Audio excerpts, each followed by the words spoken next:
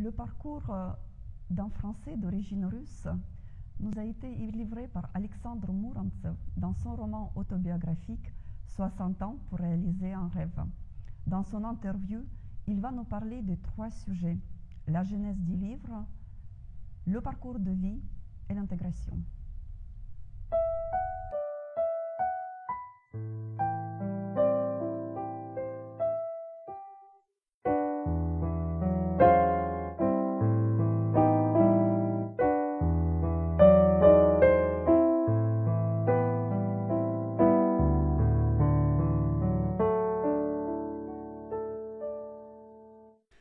Aujourd'hui, nous sommes avec Alexandre Mourantsev, qui vient de publier son livre 60 ans pour réaliser un rêve.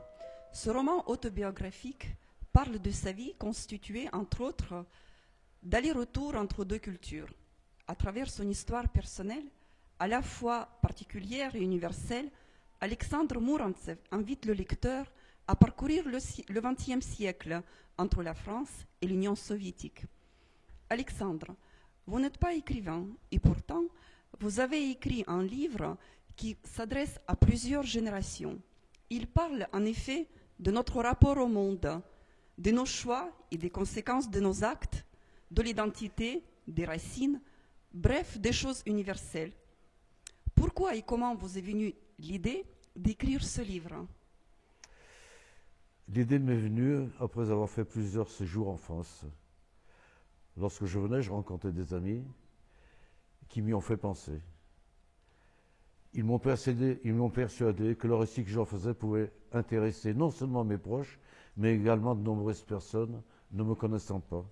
Mais au début, je ne pensais faire qu'un genre de journal que je relaissais à mes enfants. Dans votre livre, vous relatez des événements très précis. Comment ceux-ci ont pu rester dans votre mémoire?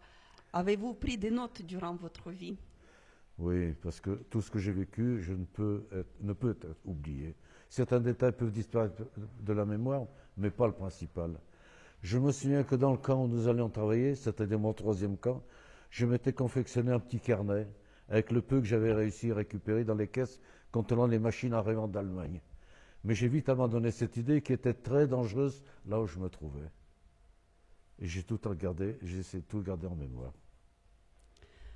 L'un des moments clés de votre livre est votre retour en Union soviétique en 1957. Estimez-vous que sans ce retour, votre livre n'aurait pas vu le jour? Non, je ne crois pas.